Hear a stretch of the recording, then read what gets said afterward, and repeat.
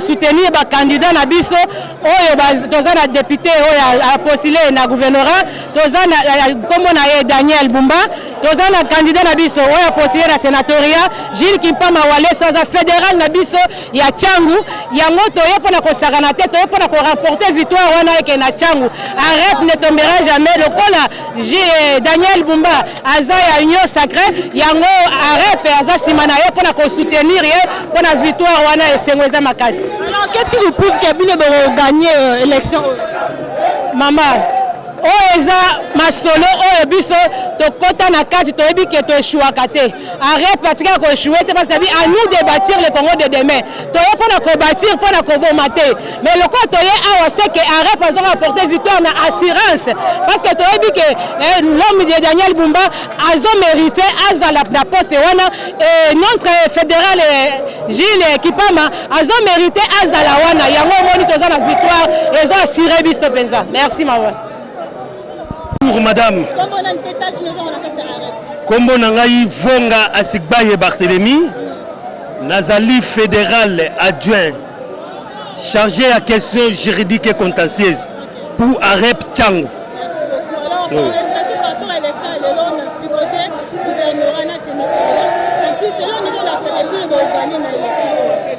En fait, madame, c'est une très bonne question au Tumungai. En jeu politique, lorsque un parti politique est bitumba et a coupé sa cadote, donc tous assis na makambo to kola mbango na butu, peut-être kola mbango na moi.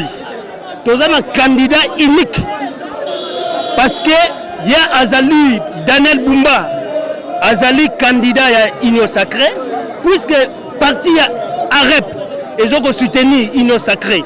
Nous tous derrière hier. En tout cas, il n'y a pas un gagnant que lui, Daniel Bumba. Bon, les critères, d'abord, il faut être compétent, concis et clair et précis.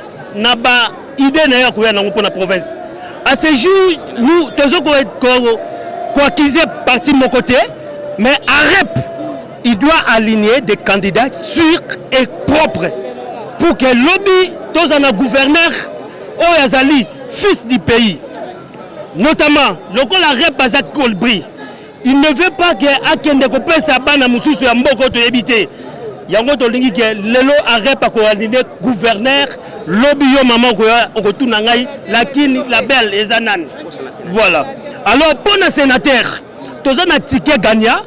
Ezali na fédéral Gilles Kipeme Walesa oyo ezali fédéral ya Tchangu toye awa te to sala ba blague na ye toye ko voter ye directement to zonga na pouvoir kadima s'il vous plaît to zonga lo ba kombo na yo ezali problème ya ko zonga na bureau na hotel pour que nous compter to zo pesa Gilles fédéral ya AREP parce que AREP azali Kolbri azali un oiseau sage Azali Aigle, netoye to pesi Gilles Kipamba ticket wana aya ko représentation na sénatorium.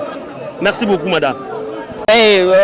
Mon impression, d'abord, je me suis posé la question, est-ce que ce sont nos députés qui vont voter ou bien c'est la population qui vont voter nos gouverneurs? Parce que j'ai vu que c'est beaucoup plus la population. La première des choses, j'allais demander si on ne pouvait pas enlever cette élection, que ça soit indirect, que ça soit direct, que notre population puisse lui-même voter son gouverneur. Et de deux, j'allais demander à celui qui sera élu, qui puisse voir que notre ville, la ville-province de Kinshasa, c'est notre ville miroir. Là où nous sommes, non loin de notre gouvernorat provincial, la ville est très très très sale. Je me demande si réellement ces gens-là qui seront élus, ils seront capables d'échanger notre ville. C'est tout ce que je peux demander et je demanderai à nos élus de ne pas voir ceux-là qui l'ont voté et de voir la population qui sont venus leur voir. Ils ne sont pas venus pour rien, ils sont venus voir ceux qui seront capables plus tard pour faire notre province. Je vous remercie. Alors par rapport à l'élection de l'eau, aux élections menées, au bâtiment sur le il y a donc patriote impression par rapport à l'élection, conseil, le seul conseil que je peux donner, c'est que les députés fassent tout pour faire un vote qui peut satisfaire toute la population. Il ne faut pas qu'ils comptent sur leurs ventes.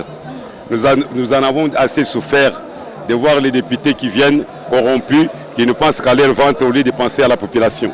Que veut la population pour la journée d'aujourd'hui? Nous voulons un gouverneur digne d'être appelé gouverneur. C'est-à-dire un gouverneur qui pense aux gouvernants. Ça veut dire qu'il pense à la saleté qui se trouve actuellement répandue partout à Kinshasa, les routes qui sont défoncées partout, les nids de poules dans tous les coins. La saleté, n'en parlons pas, il y a des poubelles partout, même ici en ville, tout est sale. Alors c'est pour cela que nous comptons sur nos députés.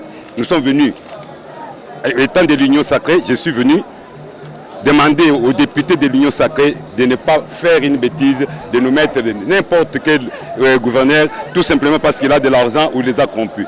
Parce que tout simplement, le président lui-même a demandé à ce que les votes se passent sans corruption. C'est-à-dire tout celui qui aura mis son nez dans la corruption, lui-même, les corrupteurs et les corrompus doivent être suivis par la justice. C'est que nous voulons, ces jours, qu'on nous donne les gouvernants et qui nous donnent des gouverneurs dignes d'être appelés gouverneurs, pas n'importe qui.